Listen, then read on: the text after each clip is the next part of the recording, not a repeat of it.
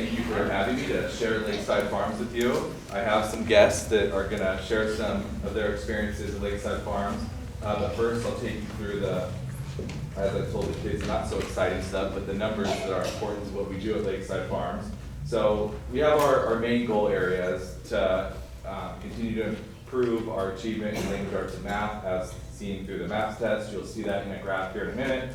And we also, what's really important to us is school connectedness, having students that are feeling safe at school, wanting to come to school and participate at school. So that'll be shown tonight as well. And then giving our students a variety of opportunities, specifically with VAPA, with our Prop 28 funds to help give students art in the classroom.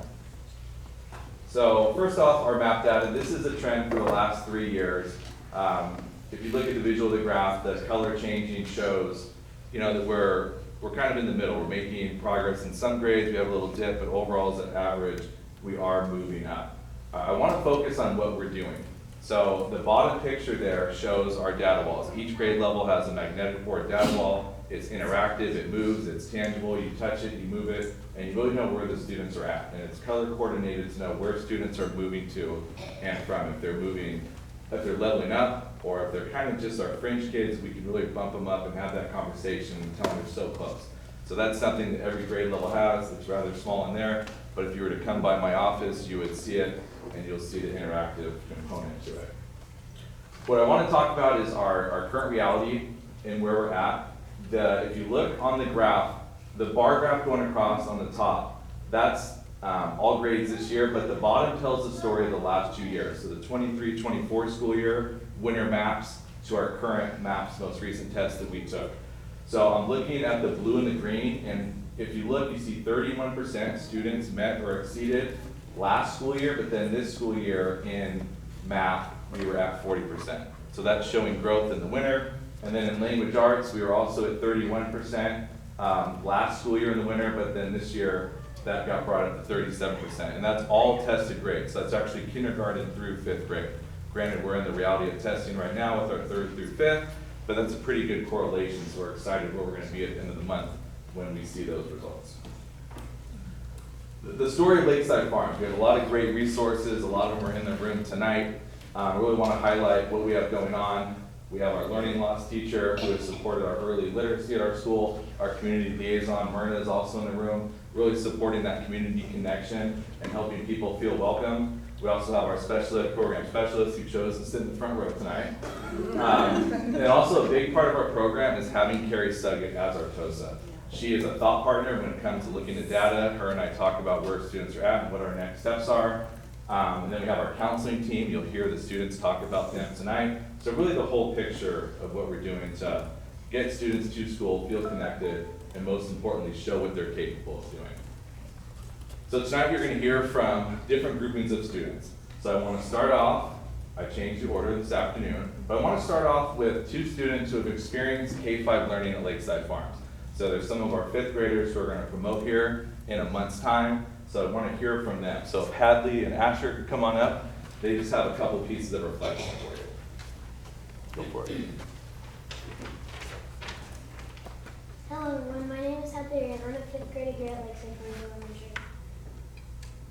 Next year, I'll be heading off to middle school, and while I'm excited for what's ahead, I'm feeling a little sad and to say goodbye to such a special place. Lakeside Farms has been more than just a school to me. It's been like a second home since I started here in 1st grade. Over the years, I've had a chance to grow, explore, and discover who I am thanks to the amazing people and opportunities here.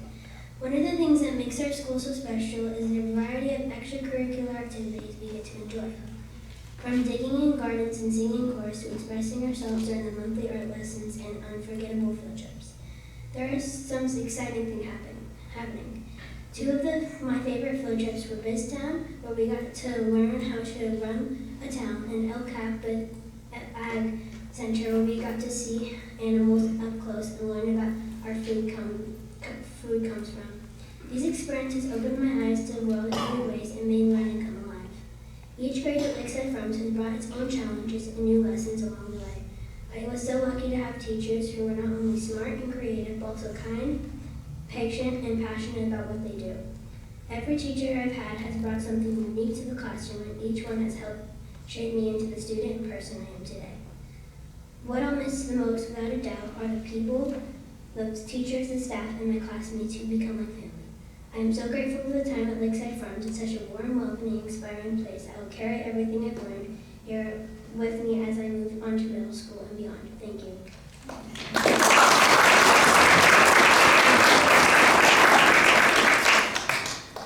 Hello, my name is Asher Bailey, and I'm a 5th grade student at Lakeside Farms Elementary School. I've been at Lakeside Farms since TK when I was a tiny human learning to crisscross applesauce. Now I'm finishing 5th grade and I can't believe how fast time has flown by. Over the years, I've had some amazing teachers who have helped me grow and learn so much. All of them made school fun and interesting in their own way. Each class brought new memories, challenges, and laughs, and I'm really thankful for that. One of my favorite parts of school are the organized sports: wiffle ball, basketball, kickball, flag football, and many more. Lakeside Farms has been like a second home to me. My time here has been awesome, and I've learned so much, and Lakeside Farms has got me ready for middle school.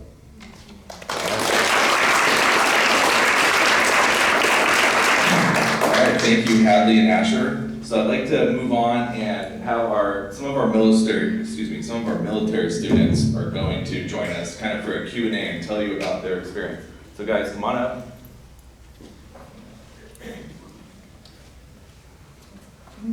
So I wanted to share what our school really represents. We have a high military population. We have students, some who've been able to be with us for a longer period of time, some who come to us mid-year, some who come last year. So I really want to hear from them. So they're going to kind of share their experience and what it's like to be a new student at Lakeside Farms. Go for it. You can just speak loud. Hi, my name is Camila Rocha, and I've been at Lakeside Farm since 1st grade. And what it's like being a military child is fun, sad, and also awesome. It's awesome because not a lot of people get the time to learn and be a military child. It's sad because your parents, mom or dad, have to go away to deployment sometimes. And it's happy because you get to see them after they go on deployment, and it's really special.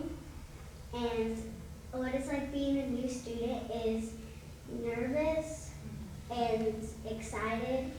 When I was a new student, I was pretty nervous because I didn't know anyone there since I had to live in Washington. And I was really excited to be out there too because I got to be friends with new students I met and have great teachers and have a great principal. All right.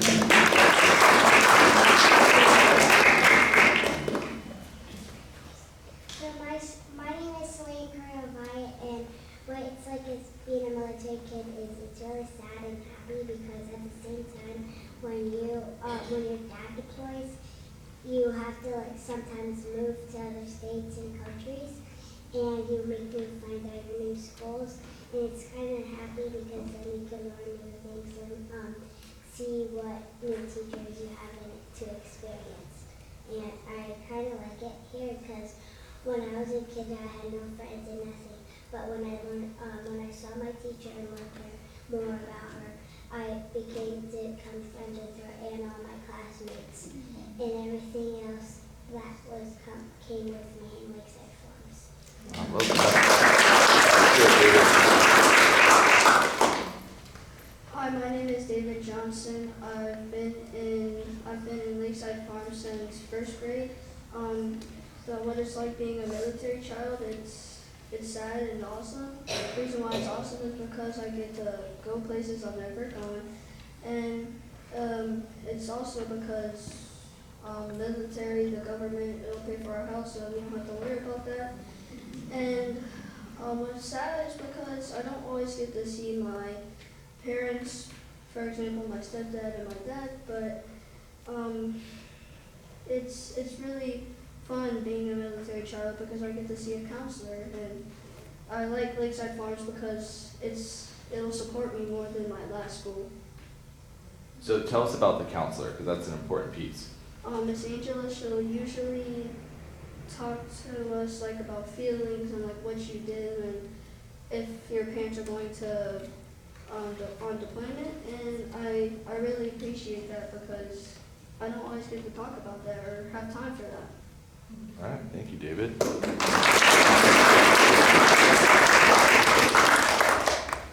Hi, my name is Annabelle Grant, and what it's like being a military child is happy and sad. It's happy because you get to like move to different countries and states, and it's like you get to like make new friends, and it's sad because sometimes one of your family members may be going on deployment or like being gone. It can be a rough time, but and what I like about being in Lakeside Farms is that we have a military counselor, and she helps us go through hard challenges and talks about how it can help us like go through hard things. Fantastic. So on that note with our military students, we put a lot of work as a team, as a school, to really think about what can we do for a group of students that come to us. They might come to us mid-year, they might come to us at a difficult time in their life, so how can we welcome them? We utilize Anchor for Life, which is a system we've had in place for 3 years. And then it's a way to greet students when they come. It's also a way to help support them when a parent goes on deployment or comes back. So we have little kits and they see groups, and we have non-military students who are leaders in that, kind of the welcoming committee for all students. So it's really grown. And then this past year, a couple months ago, we were honored as Purple Star School. So it's really a cool honor as you figure out more about it, you kind of connect with other schools. So that's really a direction that we've gone, and it's exciting to see that grow. So thank you guys for sharing your story. I'm taking a little different path here. I want to pull up a former student, Trevor. So I'm going to tell Trevor's story here. Okay, so Trevor, come on up.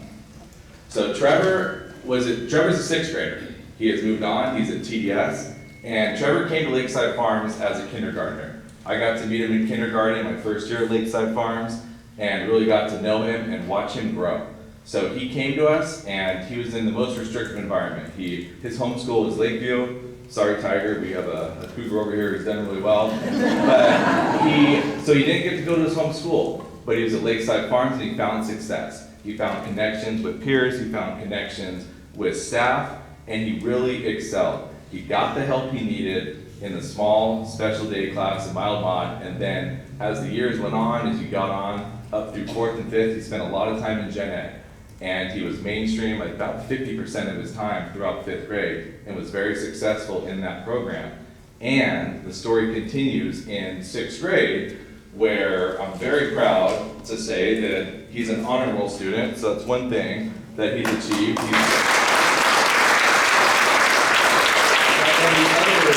The other component, which we were excited about last year, is he was awarded the most improved student at Lakeside Farms at promotion. So the story really continues with Trevor. He continues to grow and excel. I'm just super proud of him. I get to see him at the baseball field, very athletic kid, but just a great story of success, of how he struggled, we got him the help he needed, he went through an intense program, but then he eased out of it, and now he's super successful in 6th grade.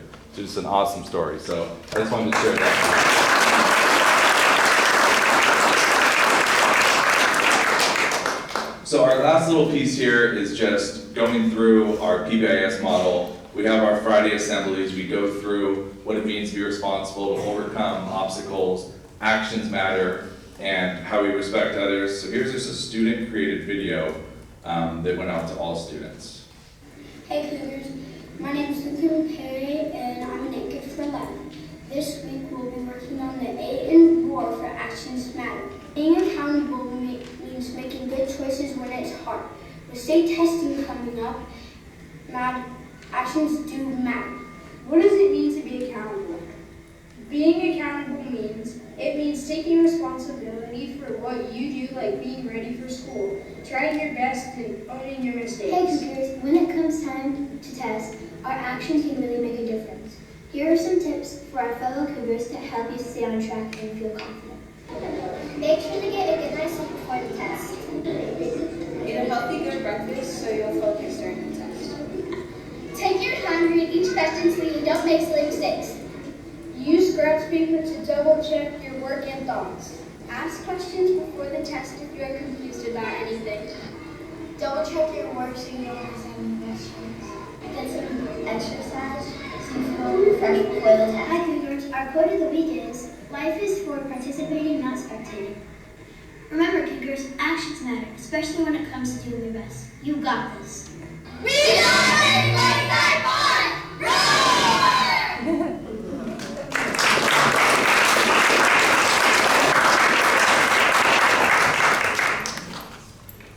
Let's not go to the next slide. So I just really wanted to, we're here because of the students. I wanted you to hear from the students and get their perspective on their experience. We're excited for what we have going on and look forward to more growth and achievement. That's what I got. Any questions? Thank you. Does anybody have any questions? No, thank you. Thank you. All right, thank you guys.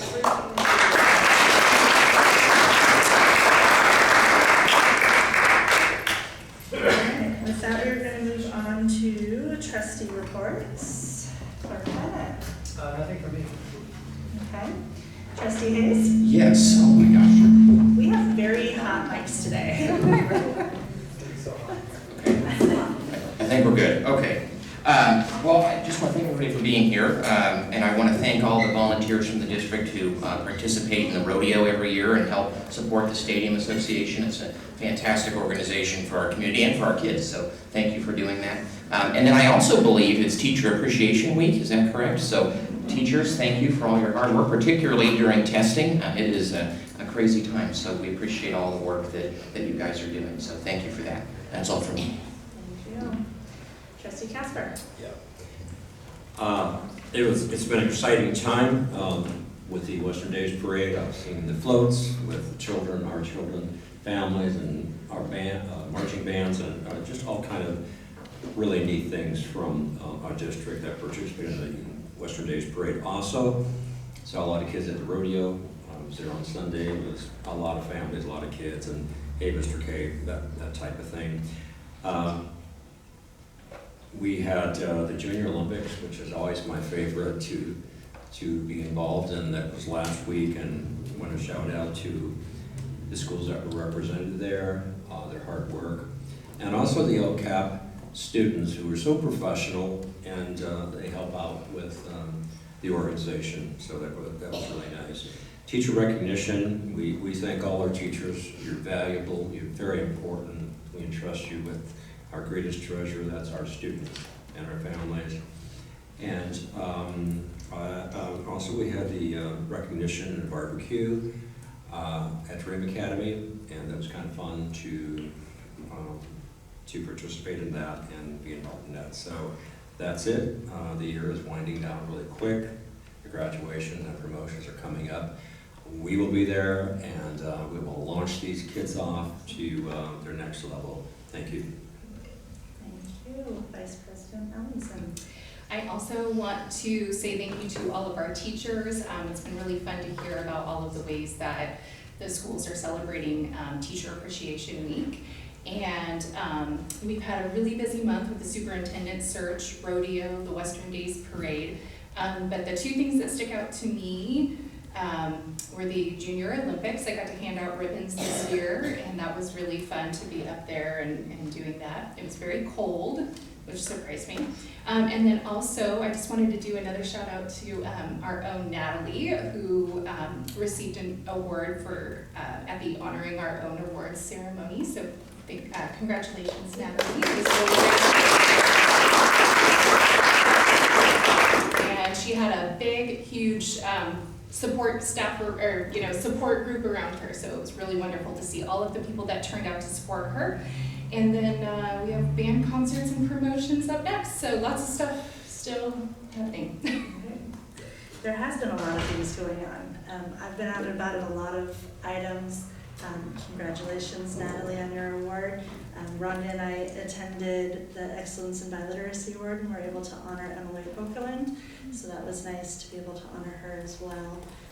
And I know I'm repetitive through all these meetings, but I just can't stress enough thank you for all of the community support that we had through the superintendent process.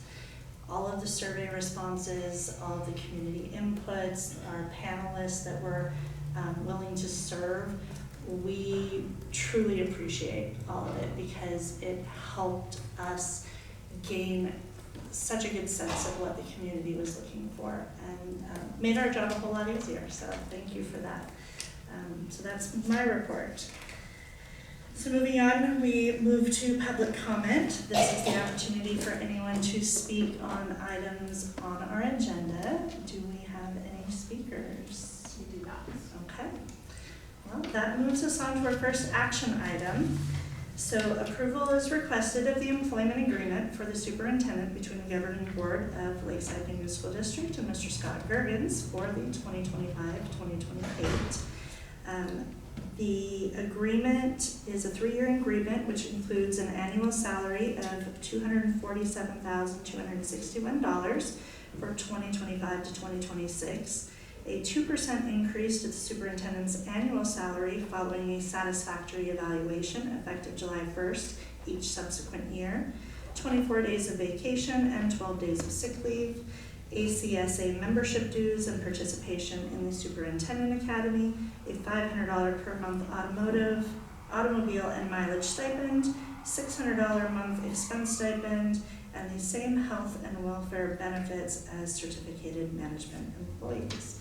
Is there a motion? So moved. Thank you. Is there a second? I second. Thank you. Is there any discussion on this item before we take a vote? No? I'm happy to move the item, Mr. Gergens. All right, I'm going to go ahead and take a roll call vote on this. Clerk Bennett. Aye. Trustee Hayes. Aye. Trustee Casper. Aye. Vice President Edmondson. Aye. I am also aye.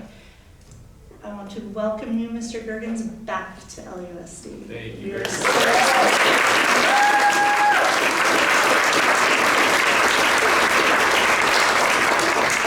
It's not on here, but is there anything you would like to say to everyone?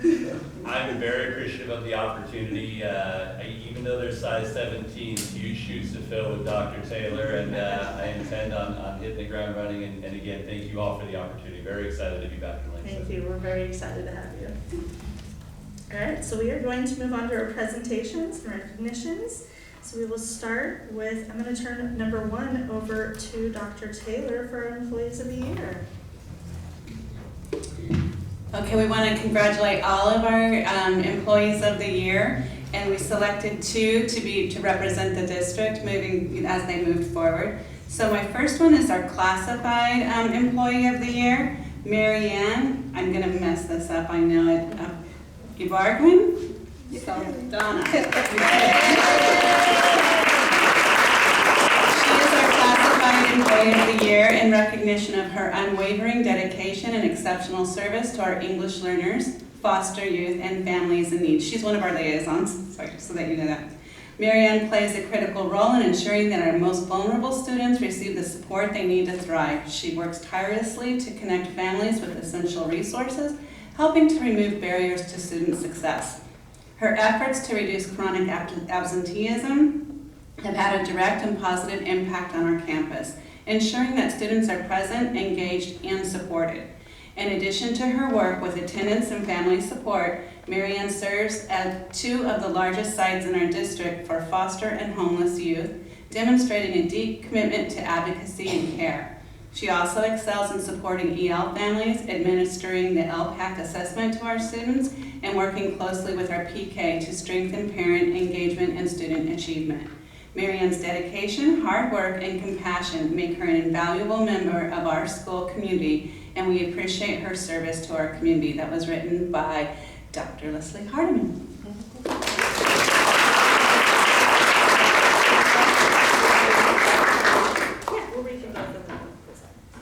Okay, so now we're moving on to our Teacher of the Year. She is a teacher at Lakeview Elementary, Deanna Rodriguez. Deanna is nurturing, hardworking teacher who goes above and beyond to meet the needs of all of her students and families. Deanna is patient, caring, and loves what she does. Deanna differentiates lessons to meet each student's needs and does everything she can to make sure each and every child succeeds. Likewise, Deanna incorporates engaging activities for her students beyond the curriculum. Deanna is a real team player and, more importantly, a true asset to our Lakeview campus. And that was written by Mr. Tiger. And I get to brag because I was on the hiring committee that hired Deanna.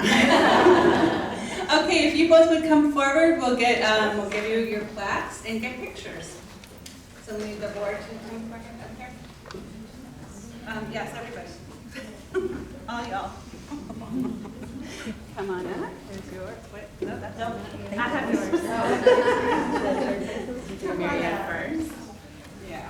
Let's see what come up. We're going to take a picture together or separately? Let's do one together and then we'll take these out.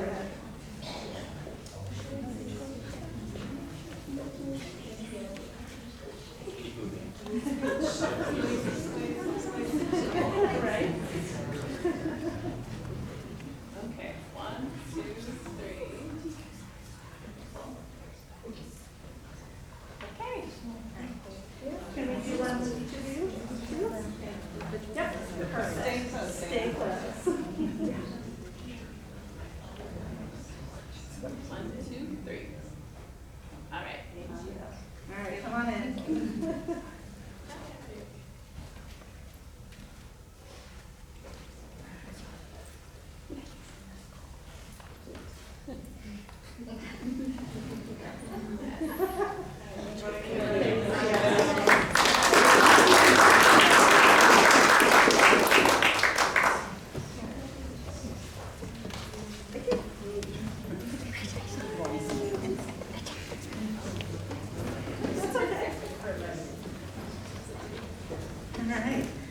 Welcome our Lakeside PTA Council up with some special awards. We really appreciate your partnerships.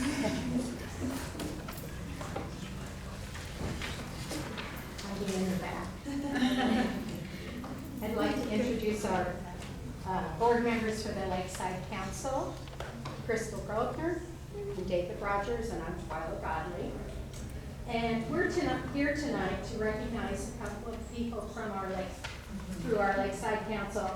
And it's very fitting that we have Lakeside Farm representatives here tonight because our two candidates have connections to the school. The Lakeside Council PTA would like to recognize a longtime member of our community for contributing to the furtherance of the mission of PTA with the Golden Oak Award. Proceeds from the purchase of this honorary service award funds the California State PTA Scholarship and Grant Program, providing scholarships for volunteers and educators to continue their education, high school seniors to continue their educations, grants to local PTAs to advance goals in areas related to outreach in translation, cultural arts, parent education, and healthy lifestyles. Rhonda Taylor has been a long time.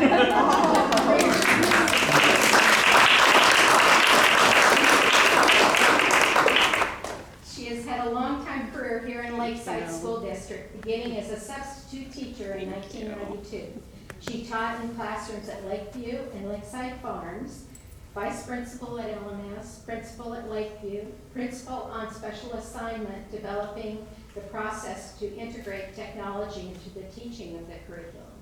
She spent 6 years in another district, served on the Lakeside School Board, and then became our superintendent. As an advocate for all students, she has modeled the value of continuous learning, earned her PhD, encouraged parent involvement by supporting the PTA in both the local schools and council to keep parents informed and their input valued.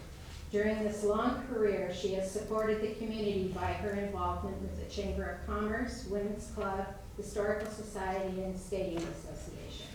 Her institutional memory of this district has helped shape the direction of education in Lakeside and will be greatly missed with her retirement.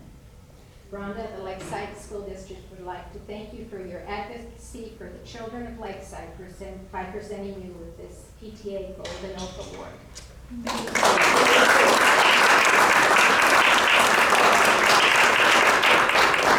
the way, this award was established and developed by our own Jayla Cook, her former school board member for the state PTA. Now our second recipient is not here because we honored him about an hour and a half ago at Lakeside Middle School, since you can't keep them away when something's happening there. The Lakeside PTA, which our recipient is an advocate for students to succeed in their education by developing their full potential in all academic areas. Steve Mull started with his career in our district at Linda Park and continued as a 5th grade teacher at Lakeside Farms. He then served as VP at TDS and then 20 years as principal at LMS.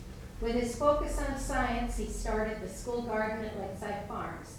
He also established the Science Olympiad, bringing students from across the county to Lakeside for a day of science exploration.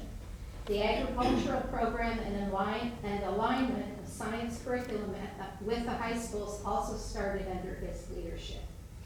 Recognizing that the arts help students to engage with school and receive a well-rounded education, he established PLAY, Performing Lakeside Acting Youth, with TUPE, Tobacco Initiative funds, to support a summer program that grew to involve both elementary and middle school students. Implementing the board's goals of making Lakeside a school of arts and sciences, he transformed LMS into a performing arts school, adding both vocal music and dance and enlarging drama and instrumental music. This also met a second board goal to increase enrollment by attracting students from outside the district to LMS's award-winning programs. Steve works nights, days, weekends, all the time to make sure that all students have every opportunity to be successful. He is always there to promote PTA activities and projects and engage parents in their children's education. Lakeside Council is proud to recognize Steve Mold with the Golden Oak Award.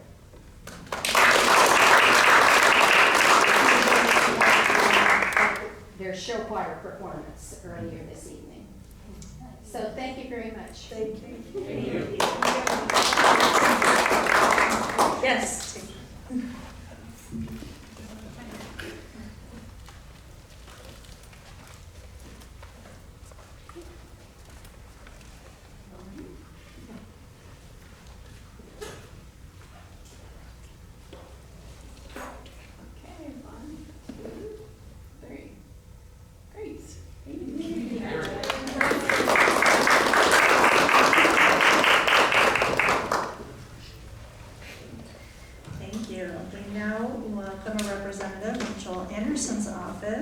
To present regarding the financial literacy.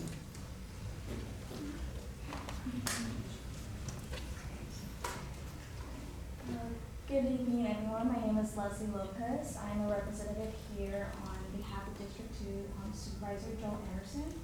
It is my great honor to recognize the Lakeside Union School District for their outstanding commitment to empowering students and families through financial literacy programs. In today's complex economy, financial education isn't just important, it's essential. Through their partnership with San Diego Council on Economic Education, Lakeside LUSD is giving students the tools they need to make smart, informed financial decisions now and in the future. For these reasons, I'm proud to present the Lakeside Union School District with the proclamation on behalf of Supervisor Joel Anderson. I will read the last paragraph of the proclamation. Be it proclaimed that I, Joel Anderson, by virtue of the authority vested in me as 2nd District Supervisor for the County of San Diego, do hereby proclaim this day, 8th of May 2025, as Lakeside Union School District Day. In the 2nd District, to recognize their outstanding efforts to promote financial literacy and economic empowerment among Lakeside students and families. Thank you.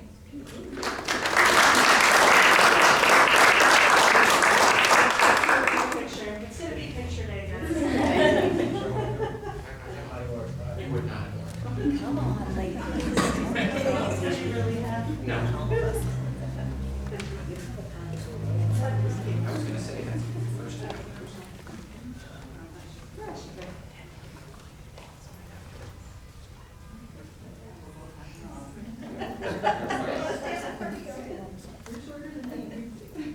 Breathe in just a little bit. Okay. Okay. 1, 2, 3. Great. Great, thank you. Great job. Thank you.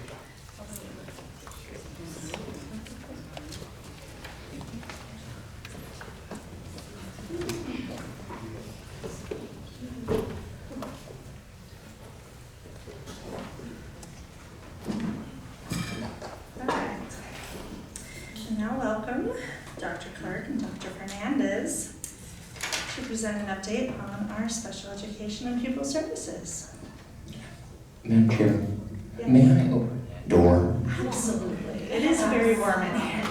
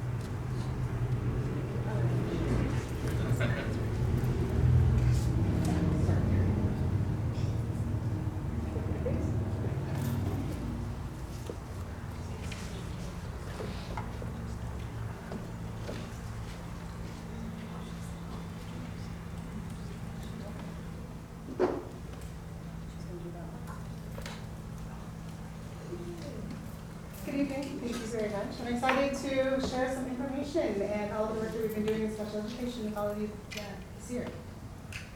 Introducing our team, I think you guys are getting familiar with some of our faces. So here's our program specialists, 2 of them are here, Ms. Alejandra and Ms. Jeanette, and our Tosa that we're super excited to have back next year, so thank you very much. Our new face is Pernell Sahel. He's our social services coordinator. I'll talk a little bit more about his position. I think most of you are familiar with Gabby, our BCBA, and our behavior team, or -1, she's been sick, but this is our world famous behavior team that all of our school sites are very happy to have all of their support. So just a little bit of snapshots and some information of just about the team, the bigger team that we're working with. So each school has more than one special education provider. Every school has at least one speech and language pathologist. Every school site has a school psychologist. We have a few out there that actually have 1.5-ish just because of the numbers and the needs of the particular schools. We have 39 overall teachers. I just broke it down, but we serve infants. We serve infants from Santee as well as Lakeside all the way through middle school. So that's a combination of that. It's 39. We've got 31 related service providers. That's our OTs, our APE. We recorded this year school speech and language pathologists and our school psychologists. District-wide support, we have our 2 program specialists and our TOSA that I shared about, and we have 2.5 administrative fabulous women that are our clerical support, which we would not be able to do our job without. As of today, we are serving 1,038 students. This is just a small breakdown. So 34 preschoolers. Our preschool numbers are getting smaller. It's because of the numbers and as we're increasing in TK, so that's really why we're feeling it. We're going down to 2 preschool teachers next year. We have 104 in separate settings at our elementary schools or SDCs, 201 speech-only students, so they're in Gen Ed 100% of the time and just receiving speech. 19 most-severe students that are being served at TDS between Mr. Bishop and Mrs. Popovitz. In our elementary schools, at all of them in totality, we're serving 322 RSP students at our elementaries and 267, I don't know, use the term RSP as much in middle schools, but they're in co-taught classes that are supported with either a special education teacher and a gen ed teacher, or they're in a classroom that is supported with a special education aide as well as a general education teacher, which we're really excited that we're expanding our opportunities for that one. Our priority areas that we've been working on this year is curriculum alignment, and that's within our LCAP. Ensuring least restrictive environments. I think Mr. Rosa gave a good example of the student that he was sharing with the benefits of LRE. It's part of the law, but also that we want to see our students having more and more access to gen ed when it's appropriate. We highlight our special education leadership team, or ourselves, talking about the social, emotional, and behavior supports in our district, as well as what continues, our continuous and ongoing support from the district office in terms of our departments. So in terms of curriculum alignment, we started this last year, but it kind of went into full implementation this year. We had a purchase of reading mastery and corrected reading. There was a lot of feedback from our teachers that they wanted a supplemental curriculum that in all the pieces for it. There's been pieces of things around the district that between last year and this year. We did the full rollout this year with professional development, but all of our elementary special education providers have access to either reading mastery and corrected reading. Teachers were working their tails off and finding what to do and figuring out what is best for students, but we thought it was important that all of our students had access to the same materials, so they were all having the same experience, regardless of what school and who your provider is. So reading mastery is for the littler ones, and corrected reading is for the upper grade. That's just why there's two different ones. Something that we started a couple of years ago was introducing an intervention curriculum for our students that needed more supports with phonological processing, phonemic awareness. Those are fancy terms, oftentimes that we get families, advocates, and attorneys that have concerns about dyslexia. So oftentimes we are able to address some of those concerns and ease the need for wanting lawsuits or things like that, because we have teachers at every single school site that have been trained in this reading intervention program, and every single school site has access to this curriculum. Math transformations, this was not a special ed thing, but we ensured with the help of Natalie that our teachers were a part of all of the training that was going on district-wide with the gen ed teachers. Sometimes our teachers might not want to go because they're really busy in their classrooms or not feel like they have a seat at the table, but it's been really clear over the past few years while math transformation has been going on that they are wanted at the table, that their feedback is something that all of the teachers are looking forward to, the general education teachers, and that they absolutely have a place there because our teachers are professional experts at accommodations, modifications, but they're not the general education teachers, so they need to work in partnership with our gen ed teachers, and they've been able to do that over the last couple of years, so we're super excited about being able to have that collaboration.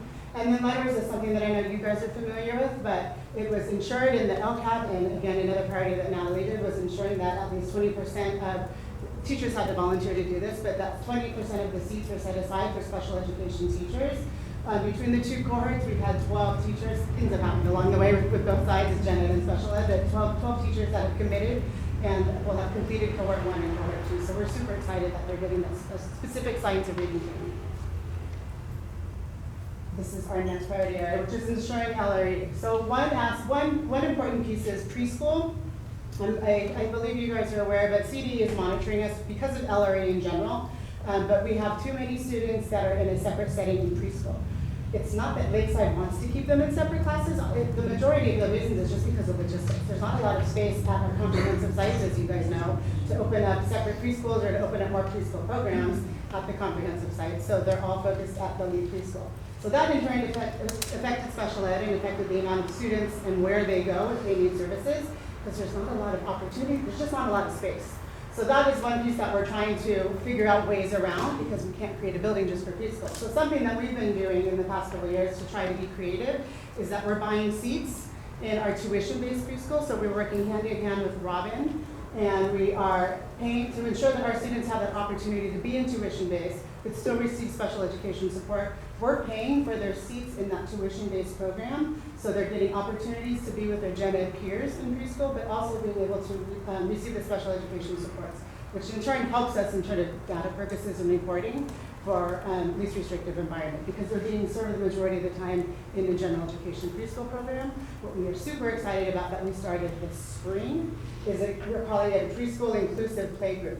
So one of our preschool classes, it's in the morning, Jessica Stroman's the teacher. It's not quite 50-50, but we're serving 5 gen ed preschoolers from the community, and then we have, I think 6 or 7 special education preschoolers, and they're going to the program 3 hours a day, 4 days a week, and they're in there the entire time together. And we had some of our teachers were a little nervous about it, our special education teachers and providers. Our parents are really excited because we're offering this playgroup opportunity for free. We have this space, so it's at no cost to the district, but it's also allowing our providers on the campus to see that it's no different. Nothing is going to happen when we have our special education and general education preschoolers together. We're finding that they serve as wonderful role models, and both student groups are learning from one another. So we're super excited about that. And we've also been able to take model preschool visits. We did one up in Riverside County. We're working with La Mesa to do some preschool visits over there because they've been doing a lot of work between gen ed and special education. to have some model preschool inclusive classrooms. And again, they're just bigger, so they have more opportunities to just be a little bit more creative than we've been. We've been spending a lot of time on transition planning. Transition meetings have to happen by law between preschool and going to TK or kindergarten. We do them between elementary and middle school, and we put a lot of training with our teachers on middle school to high school. Mr. Perkins, is that? Because we wanted to ensure that we're not just carrying on what we were doing before. They were in a separate setting in preschool, let's just put them in a separate setting in elementary. Or they were in a separate setting in elementary, let's do that to middle. Especially for middle school, we realized the setting and the amount of time they're in special education absolutely influences their success in high school. So we've been working really hard with our middle school teachers to be making really thoughtful, individualized decisions for our students, because our job is to set them up for success when they go to high school.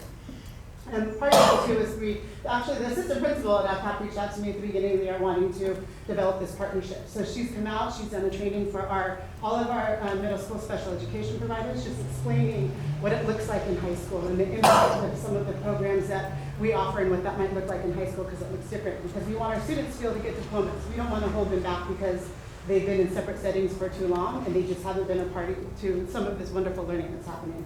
And then she also came in the springtime and she held a parent night for our families. The high schools do a lot of meetings and a lot of introductory things to invite the families on the campus, but sometimes the parents are a little bit nervous to go to the high school. So she was willing to come out to our district office. And we had that was probably one of the biggest parent groups we had, was the 8th grade families coming up and wanting to learn directly from somebody who's at LCAP. So that was really successful and exciting, and the parents were appreciative of that. In middle school, True Little Soul has been our inclusive pilot, if you will. We have taken our students that were in mild, mild separate settings. They've been included in the gen ed. You'll see later on a little bit more about Dr. Hardiman, but we've been working really hard and in partnership with the leadership team over there, as well as the special education providers, to provide more inclusive opportunities for our middle schoolers over there. We're excited because LMS is taking that, and we're getting lots of questions. They've been a part of school visits. For the model middle school. There's a middle school in Poway called Twin Peaks Middle School, and we had groups from LMS and from TDS who both went over there, and both of the teams that went over there are excited to, they took away some nuggets, and they're both trying that on for next school year. So we're working with them from where they're at and where they want to start. There's no secret agenda. We want them to be comfortable with what they're doing, and we want to be able to support them in that journey. So we're excited about that. Our special education leadership team is something that we've spent a lot of time with and have been working really hard to find success in. So we have representatives from preschool and all the way through our middle school, through all the disciplines. We have teachers, we have related service providers. We've been meeting together since February of 2024, so 15 months at this point. One of the priorities was developing a mission and goals for our department to help drive our work. But what was especially important was being able to have a collaborative conversation to seek feedback from these providers.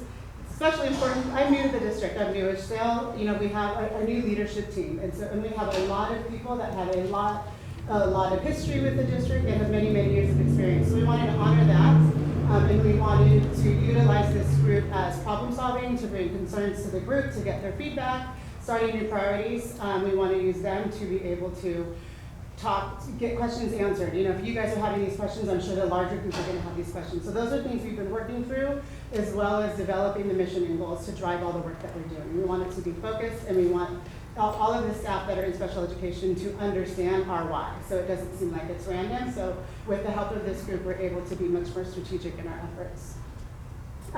We thought it was exciting. We're written into the LTA contract, so that means people are finding value in that. There's a couple line items, which just means that we're bringing it, that SELF will be a body of that we bring new ideas towards, we'll garner feedback for them, and then we'll take that to department leadership and absolutely be a huge consideration for the work that we do moving on. So good next steps for our SELF is developing a strategic plan. We will be using some of our SELF members, but we'll also be getting administrative representation. We'll have representation from both gen ed and special ed to develop a more targeted plan about how we're going to expand our inclusive opportunities in the district. And we are doing this work in conjunction. This is our program support specialist, Megan Gross. We just wanted to highlight her because she's awesome. Our department, we receive a grant through this organization. There's money that's aligned to it. We pay for substitutes. We're able to pay for trainings with this. And Megan has been facilitating a lot of training. She was one of our trainers that worked in facilitated a training in our January PD. She's done a lot of work with our cell team. She helps arrange the cross-site visits when we go to other districts for model programs. So she's been an incredible asset. We're going to continue our work with her. She caters it towards whatever we want to do. So whatever direction the districts are that she's working with, she finds us where we're at, and then she helps support us and provides all the resources that we need to continue the work. So we're super excited to have her. So this is the vision that we've come up with. So our vision for the department is to foster an environment of innovation and promote equitable opportunities for every student, family, and staff member in our district. We are committed to cultivating a shared mindset that values diversity and ensures accessibility for all. We had lots of conversations as a group that it's not just about what we in the small team are in special education, but also that our vision was something that is the capital all. So yes, it's our students with disabilities, absolutely, because that is what drives our work, but also that the all is for all students that are within Lakeside. These are our guiding principles, or the commitments that we came up with as a collective team in all of our set work that we've been doing. So it's these three principles. So all in is that we feel that every student belongs in Lakeside Union School District. For courageous collaboration, we will meet the needs of all students through collaboration. And that's not just collaboration within special education disciplines, that's collaboration with all stakeholder groups within the district. Special education, general education, community members, families, parents, staff. And we want to ignite confidence. We're empowered in our ability to educate the whole child so students are prepared for tomorrow's opportunities. It's all capital we, because again, we look at this that it's not just we as in special education, but we as in everyone who works with the student and supports them in this. One of our other targeted areas is social emotional behavior support. So we have two and a half mental health clinicians. We're serving at this time 103 students. So those students are receiving weekly counseling. This is IEP driven. Patty will probably talk about another mental health support that we have, but these students all have services because of IEP. So that's 103 students. We have a BCBA. The BCBA has 4 behavior intervention aides that support her in the work that she does, and then our social services coordinator. This is a new position that started this year. It's funded by Medi-Cal. So it's voted on by the collaborative each year. They just approved this. We just had our meeting this year, so it was approved for next year. He provides whole class and small groups. He has served at every single school site. He has been up to Dream. Dream is just smaller and has different unique needs, so there hasn't been a need. He goes up there to check in. And this is next time and checks in with the students even over there. He provides one-to-one student check-ins, so there's been a total of 55 students that he's currently seeing, and all of those students have individual check-ins. The interesting thing is that I think it has been helpful that they have a person that is just not on the school site. He talks to the principal, he spends time in all of the classrooms. It's not just that, okay, it's time, let me go take you out. We have our own conversation, so there's constant communication. But these are students who really needed like a mentor to talk to. You know, we've been out at different places, and there's an event at Dream, and you know, one of the students stopped him because there was a sibling who went to Dream, and he was so cute because he was introducing Mr. Purnell, they call him Mr. Purnell, Mr. P, to his parents, and I'm sure they were like, who the heck is this guy? You don't even go to this school, just trying to figure out the connection. And he said, no, but he goes to my school, and he comes into my classroom and does these whole group lessons.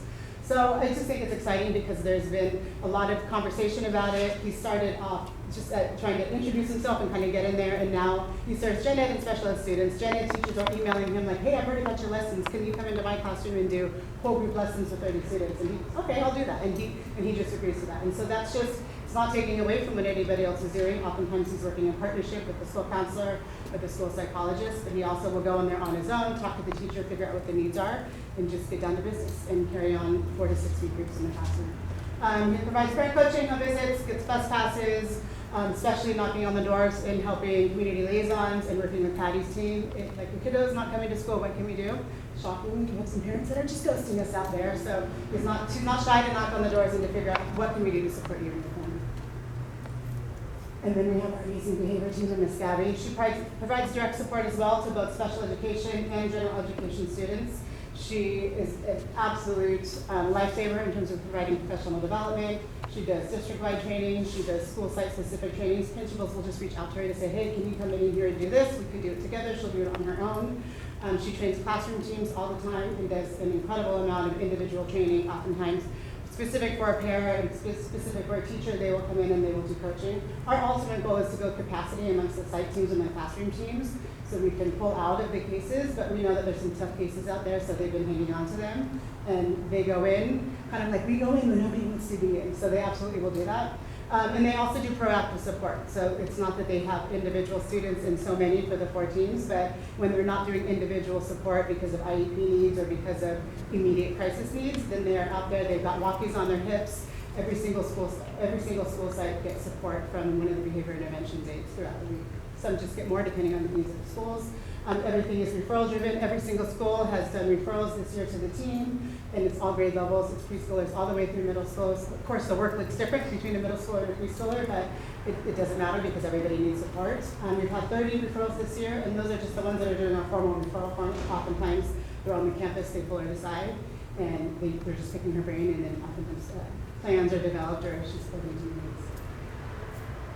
Trainings offered this year, we've done 6 CPI trainings. We've done a specific one for our ESS staff. We realized they work different hours and they're not able to come to the ones when we're doing our Wednesday trainings because they're students. So we've catered trainings just for specific teams. We've done them for transportation drivers. We've done district-wide PD. We bring in our attorney once a year, which they love hearing from the attorney, and he loves talking. We've worked with Patty in bringing trainers for managing stress, Elizabeth Hospice. We always do compliance, and then also we want to keep everybody up to date on assessments and ensuring everybody's conducting their assessments in the same manner. We hold monthly IA trainings. We've done 9 this year. We do them on alternating Wednesdays. We pay our instructional aides. So it's very hard to get them to have full coverage during the school day. And so it's really hard to, not that we don't want to do full day trainings, it's just really hard to get the coverage. So we always do our trainings on Wednesday afternoons. We've done 3 parent trainings. So we've worked with an organization called Exceptional Family Resource Center. I'm not sure if you're familiar with them, but they've come in a couple times to do trainings for our families. And then our other ones with LCAP. We do job lake meetings for our specialty groups resource specialists. We get together every month. SLPs and school sites we try to do at least monthly. Those are routine ones that we get together from the department. Dr. Hardiman, every year the SELPA gives a Sunshine Award. So this year it was Dr. Leslie Hardiman for Tierra del Sol.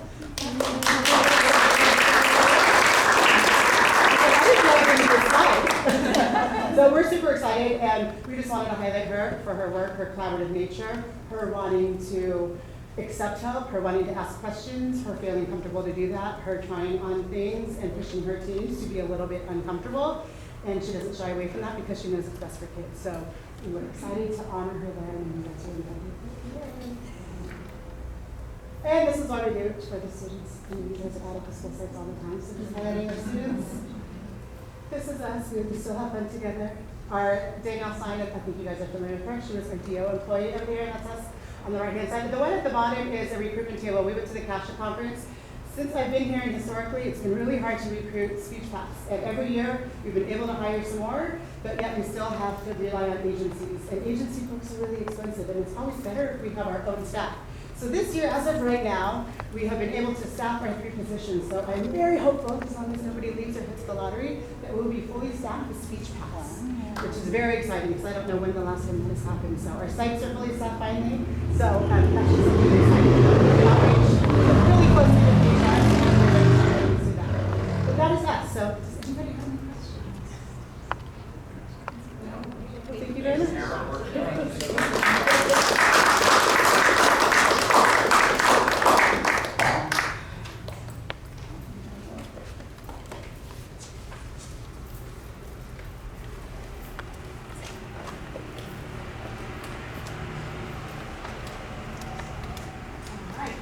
Good evening, everyone. I'm here with our small but very big-hearted and mighty Student Support Services Department. We're going to make a collaborative presentation for you today. And we're going to start by sharing with you what we do with attendance, how we support our sites. So I'm the community liaison for TDS and Rindle Park.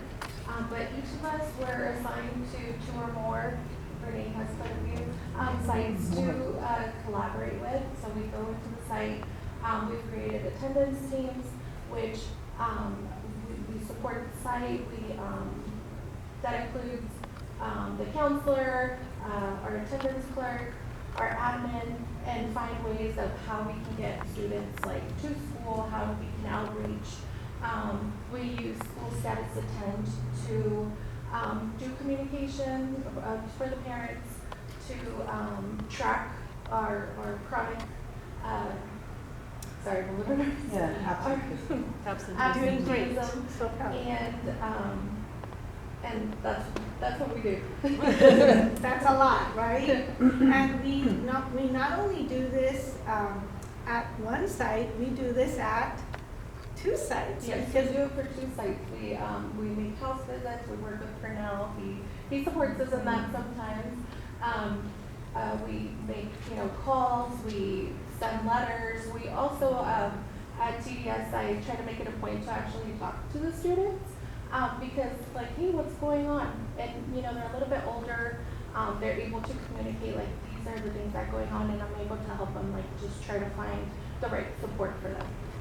And we support Title I schools in the school district, but Renee, she adds an extra pixie dust to other school sites that she supports, and she's going to be sharing with you a little bit more about what she does when her slide comes up.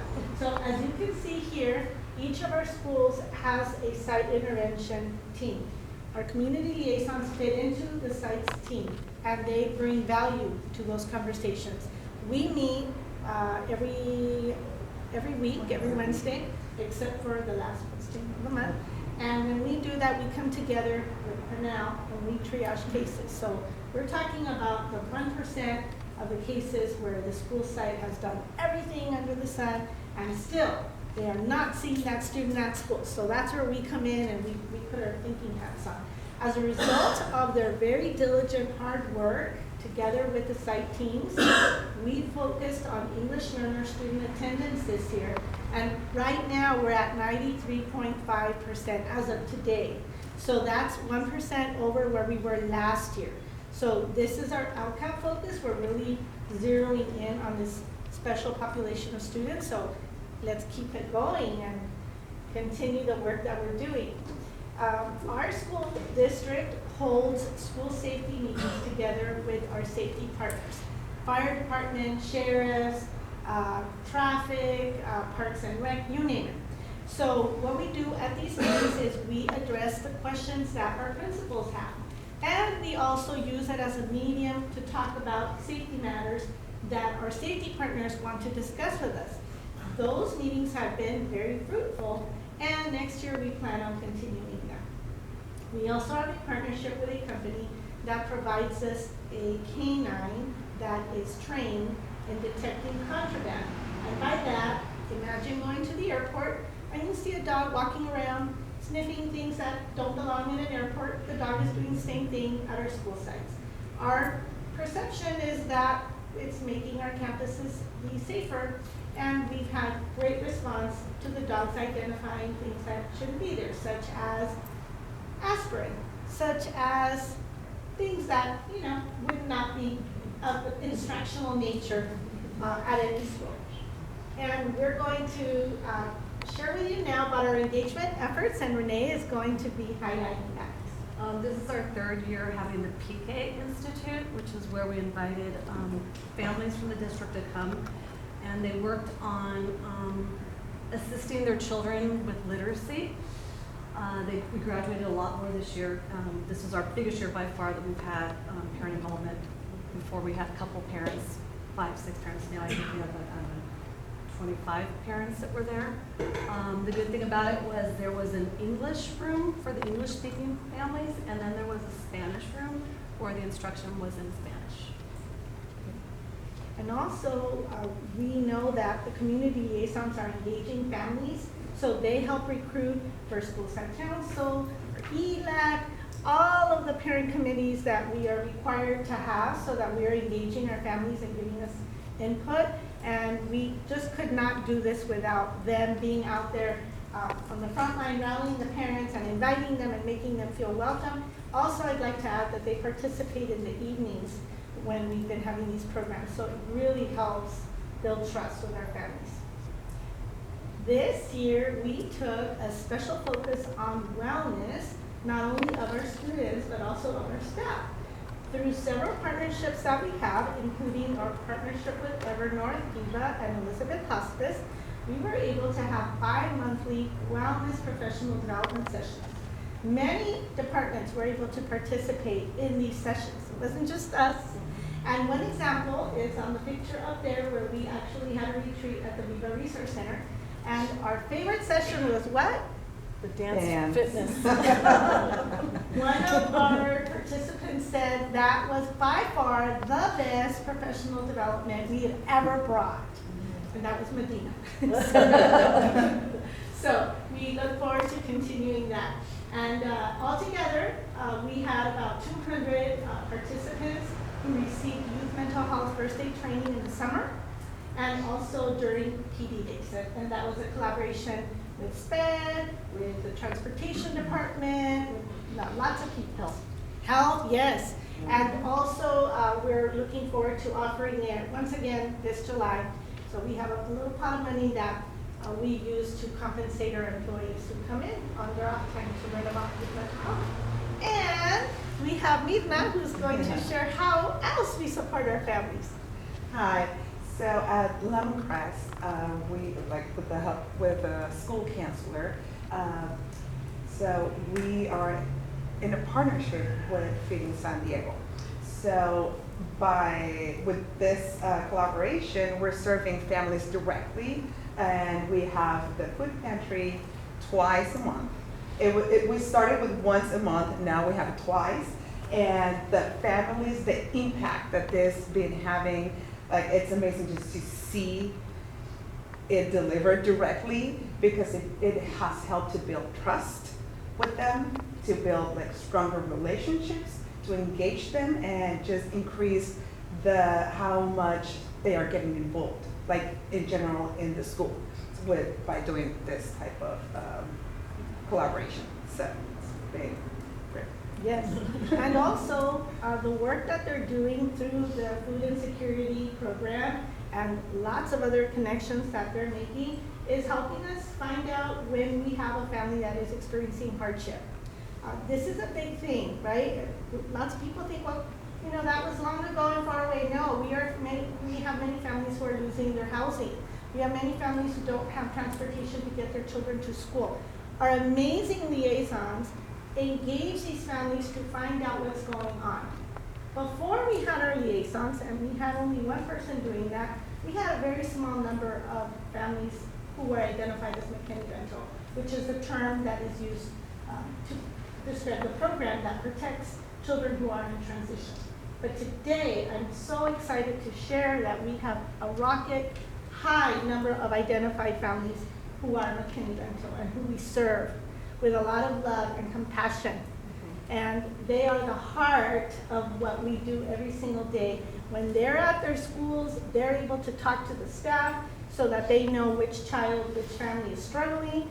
And when we are contacted by a community partner who wants to do good for students, we know exactly who has the need. And so we don't even have to think about who this program or opportunity would benefit, because they know. And lastly, we also support our children in foster care. At this time, we only have 3, but we just gained 4 this week. So that number just went up. And just like our families who are experiencing hardship, we know that foster families are also pivoting, and they're adding children into their home to provide a caring, safe environment for the child that they're fostering. So again, just like we do with our McKinney-Vento families, we support our foster families as well. And our military-connected families have a very special place in our heart. This year, we have one school that has a purple school designation, purple ribbon, but all of our schools are eligible to apply for purple ribbon designation. So we will continue supporting all of our schools next year in the way we have. And to wrap it up, this is us at a professional development opportunity we attended together a few months ago. When I tell you that we have an amazing team, I am not lying. These ladies are what makes it tick. I applaud your work. I'm so proud of you, and I hope that we have many, many more years of us working together. Thank you for all you do. Anybody have any questions or comments? I just have a question. Sure. So does Lindo Park have a separate food pantry and than Lemoncrest, or is it combined? We'll have the experts come up and Okay. tell us. They do. They also get distribution delivered twice a month, usually Wednesdays. They try to do like a drive-through where they can pass by and actually pick up some supplies. Yeah. And you identify those students by, how do you do that? Well, we just outreach to the community. Okay. It's just whoever is in need and would like to come and pick up groceries or things like that. Sometimes they have other things besides groceries and they come and pick it up. The reason I ask is because at Harvest Farms, I believe the Feeding San Diego does a food pantry to just the community in general. And so I didn't know if we were tapped into that or if it was a totally separate deal. No, well, this is open to the school community. So no matter if it's Kenny Venta family or not, like this is for Lemoncrest and Lindo Park school community. As long as the child is enrolled at their school, they can come down and load up groceries. That's fantastic. Thank you. Thank you. Any other questions? Any other questions? Thank you for all that you're doing. Yes, thank you. All right, the Board of Trustees will now conduct a public hearing to receive input regarding an initial proposal with the California School Employees Association and its Chapter 240, so negotiations can commence for the 2025-2026 school year. Do we have any public comment? All right, with that, we will close the hearing. The board acknowledges that the initial proposal from CSEA and its Chapter 240 for the 2025-2026 school year has been received. A public hearing has been held and negotiations can commence. Item 3, I am looking for acceptances requested of the initial proposal for the full 3-year collective bargaining agreement 2025-2028 from the district to CSEA so that negotiations may commence for the 2025-2026 school year. Is there a motion? So moved. Thank you. Is there a second? Is there any discussion on this item? No? All right, all in favor? Aye. None opposed? Moving on to our consent agenda, I am looking for a motion to designate items to the consent agenda. So moved. Thank you, Andrew. Second? Okay, thank you. All in favor of items to the consent agenda? Aye. Okay. None opposed? Are there any items that anyone would like to pull?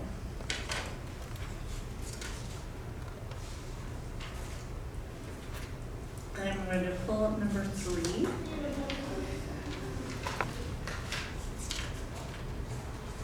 Are there any other items? No? All right. So I'm looking for a motion to approve all items except for number 3. So thank you, Autumn. Second? Second. Thank you, Andrew. All in favor? Aye. Aye. Unopposed. Item 3 is our resolution for classified employees week. I just want to acknowledge we cannot, like our teachers can't teach without our classified staff. And so I just want to take a moment to say how much I appreciate, but I'm sure the rest of the board does as well, everything that they do to keep our district moving forward, because we would be at a standstill without them. Agreed. And one of them still here, we could acknowledge that they fixed our air while we're meeting. Right? He came in, he fixed it, now where he went. And he left, but thank you. All right, so I move that we approve item number 3, resolution number 2025-21, classified employees week. Second. Thank you, Andrew. All in favor? Aye. None opposed? We're moving along great. All right. Been moving along so far and lost my thing. All right, we have enrollment report for month 8 is in your packet. Did anyone have any questions? No? All right, legislative updates before you get started. I'm not gonna say anything. You're not gonna say anything? Actually, the only thing I was gonna say, but you wanted to go first, so you fire away. Well, maybe I'm gonna say the same thing. No, maybe you will. Probably not. I hope Well, you I do. want to acknowledge your appointment to CSBA's delegate assembly. Thank you. Yes, by the way, that was, that was against my will. I had been on it for a long time, and then I got off of it, and I got a call from the regional director, that says, Andrew, we have a vacancy, because they did their election. Yeah. I did not run, and they said, Andrew, we have a vacancy, we'd love to appoint you. And I said, well, is there anybody else? They said, no, we'd really like you to come back. I said, okay, so I said, sure. So, thank you. Congratulations. I'll have more updates because we have our Sacramento trip. And I know that's coming up quickly. And the only thing I was going to say, I'm not going to steal Lisa's thunder, was the May revise is coming out soon. So I'll let her talk about it and I won't say anything. All right. Does anybody else have any updates for us on anything we should be discussing? I'm sure it's coming. Oh, it will. Oh, it will. All right. We had a first reading of Board Policy and Administrative Regulation 1340, access to district records. Anybody have any questions or comments? It just seemed like standard language updates and number updates. The only, do I need this? Can you all hear me? Okay, fine. It's very loud. I don't know if I need it, but the only question I have is, would it be prudent to add a notification when there's a PRA done on one of the board? Mm-hmm. Because in certain cases, there's requests made all the time, and we wouldn't necessarily know. It probably is a good idea to be notified. In other jurisdictions, they notify those folks who are there's a records request for.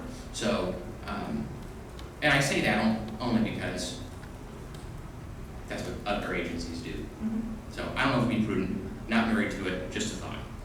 Just for the board or anything? No, in general, right? I mean, in general, if somebody if someone's requesting your information, the district does all the searching for that person. And like the county or a city's, people are notified, hey, there was a PRA and here's what it was. I'm wondering, when you get, like, every year we get Transparent America, Transparent California, and they want to have every single employee's salary, do we just do a blanket notification in your mind then, as far as if we just got a request from Transparent America, or Transparent, I don't know why I want to call it that, California, and your salary will be posted?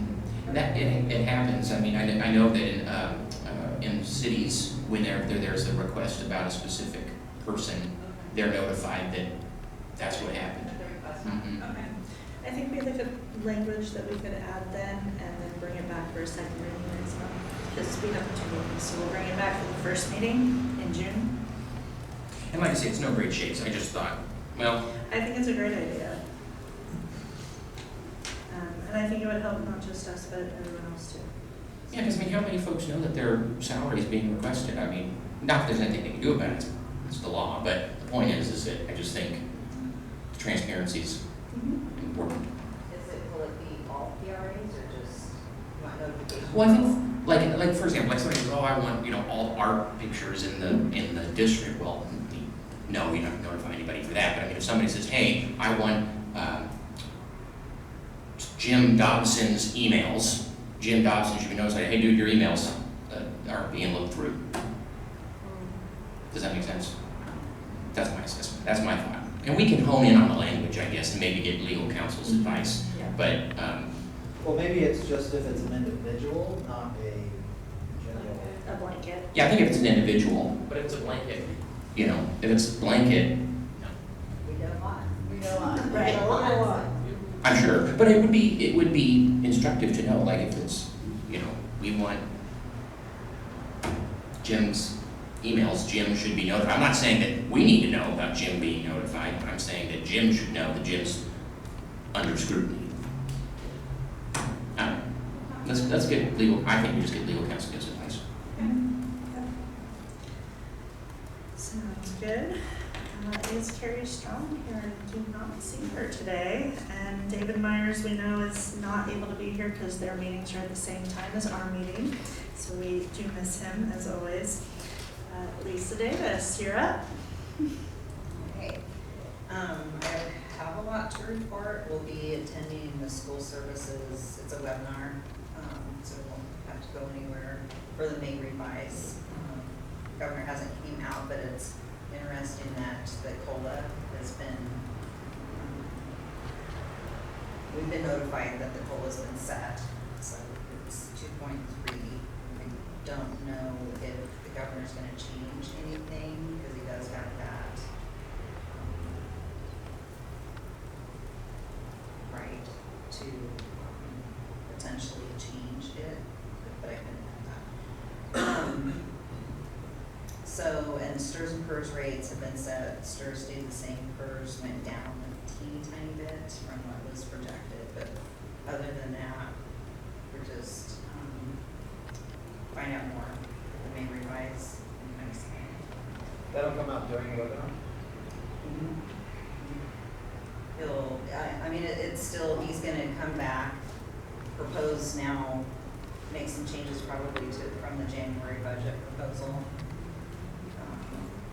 And then the legislature has time between then the May revise to mid-June to come back, and they can go back and forth and try to fine tune what that is, and then they'll land on, and then he'll come out and say what the final budget will be for next year. But usually the May revise is going to give you a really good indication of where everything's going to land. What date is that? It's usually between the 15th and the 18th-ish. Because then the legislature has about a month. Yeah, the May revise is on the 21st. We'll be watching the webinar on the 21st. So it'll be that week before. He usually waits any time between the 14th and Friday the 16th to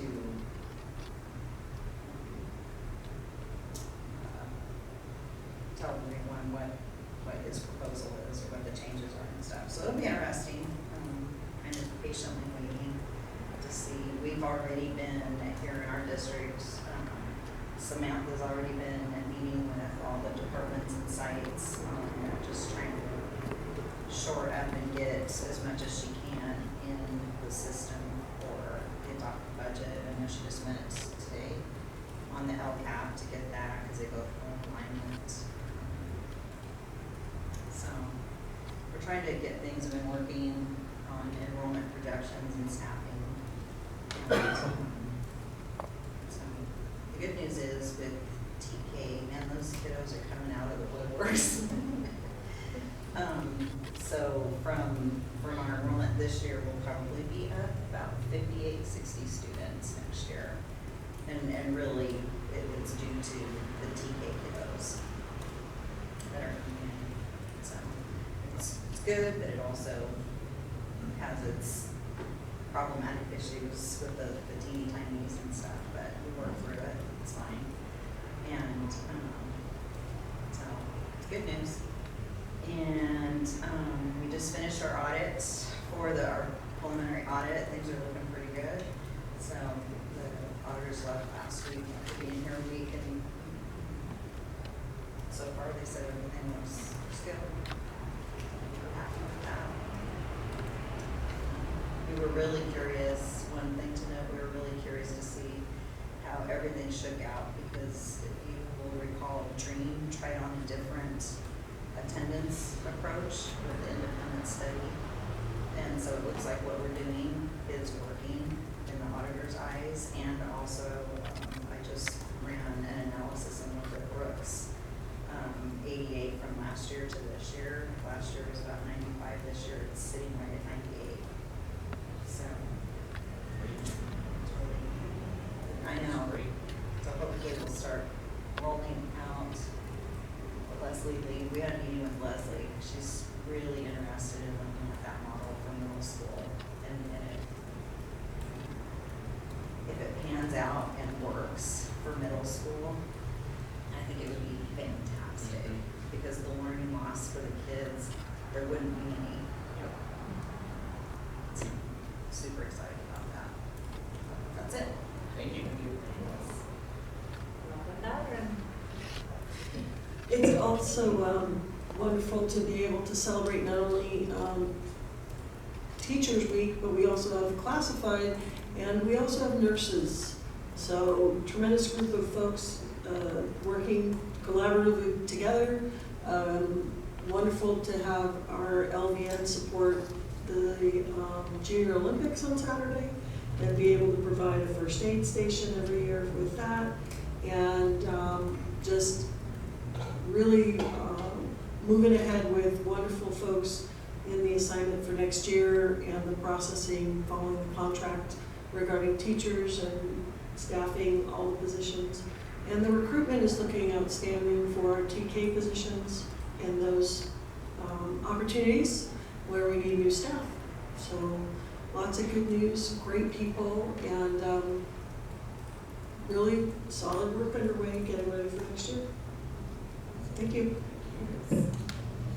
So we had kind of a late spring break this year, so it has absolutely felt like kind of a mad dash to the end of the year. We've been cramming a lot of things in the last few couple months. So we have completed the LCAP. I will be turning it into the County Office of Ed tomorrow, and then over the next month or so, we go back and forth with revisions that they recommend that we make.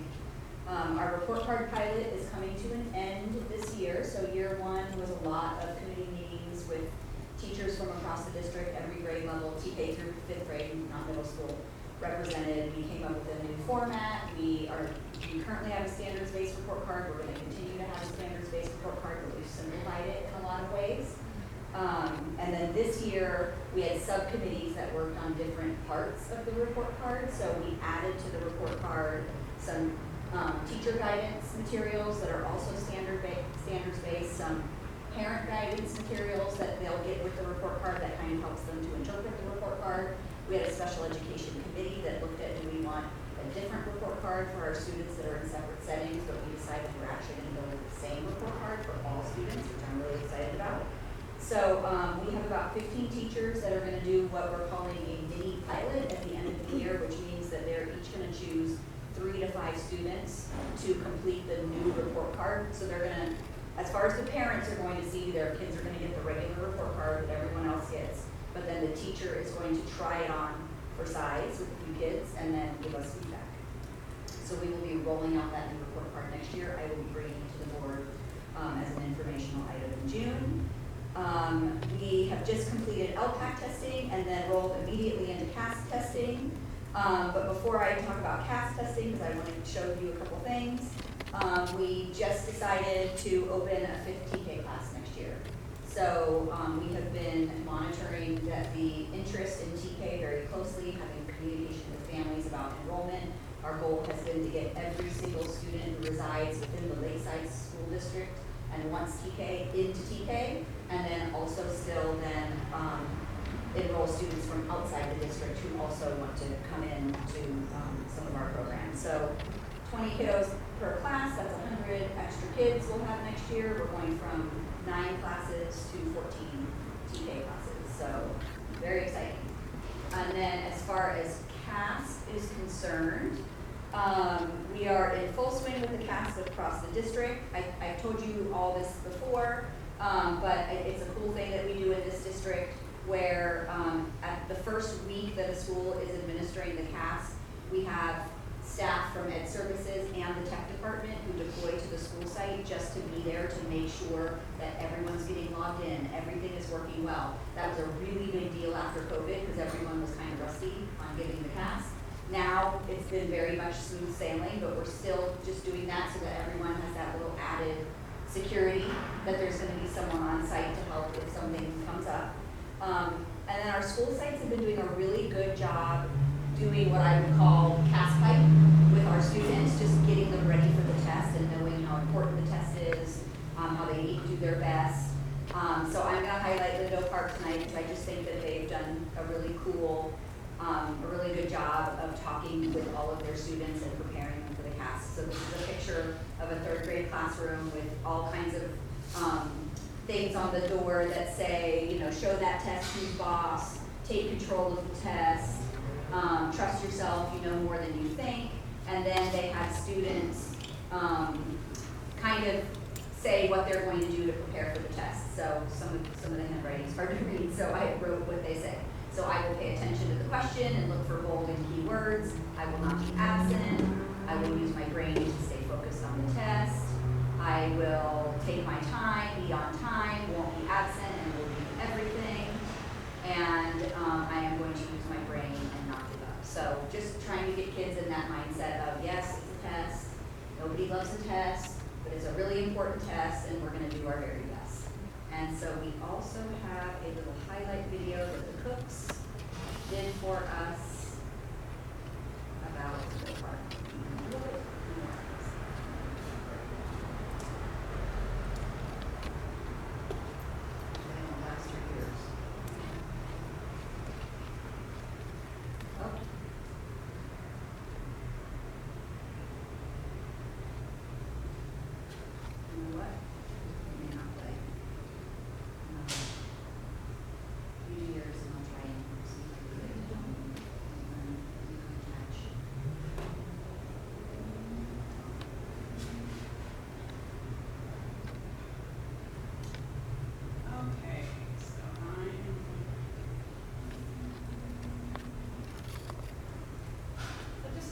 And we have been so incredibly busy, as everybody knows. So I'm not going into every single thing we've done. This is just the last week.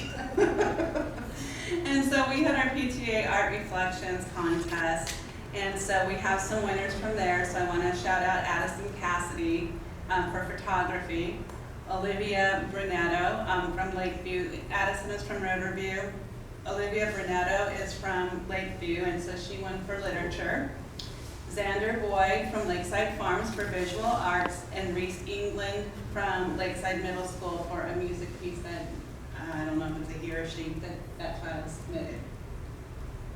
Moving on to Junior Olympics, I'm crediting Mr. Ron Casper with these amazing pictures. So we have some good action shots there. The kids were having a great time running. It looks like, I don't know if that was a relay race or just a regular dash that they were doing. A lot of the schools were there. All of the schools, Dream's been there for 2 years now. They had their Dream Academy shirts on. We had Tierra del Sol was in the house. God, that was a great action shot of that high jump. So nice job, Ron. Lakeview and their crew. Riverview International Academy. Another great action shot at the long jump. There's Mr. Mull, rare footage of him smiling. There's the 2 retirees this year. I'm dressed like an Eskimo. I'm telling you, it was cold that day. It was a good picture. So then we went from there, went home, took a shower, gussied up, and did the honoring our own. So same day. I love that picture. So that's everybody who was there that got to attend that night and support Natalie in her honor. There we are. That one's a little squished. We also had the rodeo the weekend before, and I didn't get a lot of pictures of the rodeo, but I didn't know, for those of you who didn't go to the parade, this is me on my high horse. And so that was a lot of fun, being in the parade on that horse. She doesn't get on her high horse very often. I don't get on my high horse hardly ever, but that was fun. So that is that, and then I also wanted to play a video that the cooks made, and I try and making sure, come on, you can do it. I like this, I'm showing this one because it shows all of our schools, but I like that they talked a lot about. At this year's Lakeside Western Days Parade, big rigs made a big impression. 3 of them each towed a trailer full of smiling students from the Lakeside Union School District. These trucks were driven by TJ Carlyon from RD Rig Heavy Transport, Sonny Beasley from Rust & Sons Trucking, and Carlos Arellano from Bill Signs Trucking. All 3 companies donated the use of the trucks, and the drivers volunteered their time and their hearts to make the parade unforgettable for the kids. When asked what they love most about driving trucks, each one said the same thing, the freedom. But on parade day, it wasn't about the open road. It was about the next generation waving from the back. We love being out here with the kids. I look forward to it every year. Been doing it for the last 3 years or so, and it's a fun day. I got kids of my own, so seeing kids happy, you know what I mean, it brings the happiness on me too, you know. I think it's just awesome to be a part of something that I grew up going to and now to be a part of it and see all the next generation of people that are enjoying the rodeo. It's an awesome thing.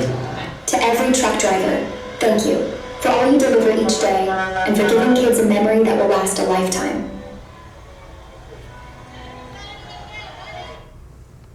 I just thought that was a cool perspective. I mean, we're there, we're decorating the floats and everything and having a lot of fun, but we also need to make sure that we say thank you to the people who show up on their day off and drive us around. So that was cool. All right, I got my video downloaded. Oh, it's not letting me out. Oh, yeah.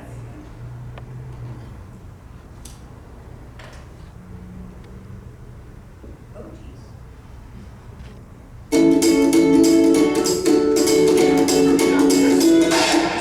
Welcome to Little Park Elementary. We're Falcon Sword. I grew up going to school here in this district, and I loved going to school here. It was my favorite, so I just want to create an environment for my students to feel the same as me. Well, state testing is coming up, and we're doing these things called positivity pins, and they're like pins that have positivity. Someone like, you got this or something. I found positive pins online. They're used at usually dance competitions or cheer competitions, and people will go up to them and secretly pin their jackets or their backpacks just to make sure that they have a great time and they do really well. We're doing it because we're trying to spread positivity around the school so they feel more like confident that they can ace this test. You got this. You got this. Our kids are so positive. They love coming to school. They love being here.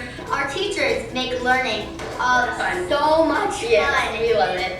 That's why we love coming to school. I don't know. I love coming to school. So it's just something that I'm really passionate about, and I think it's really cool to come to a place where you feel welcome and you feel loved.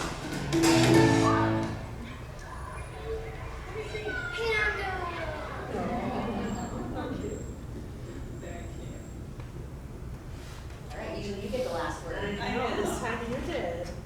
All right, before we move back into closed session, is there anything else that needs to come before the board?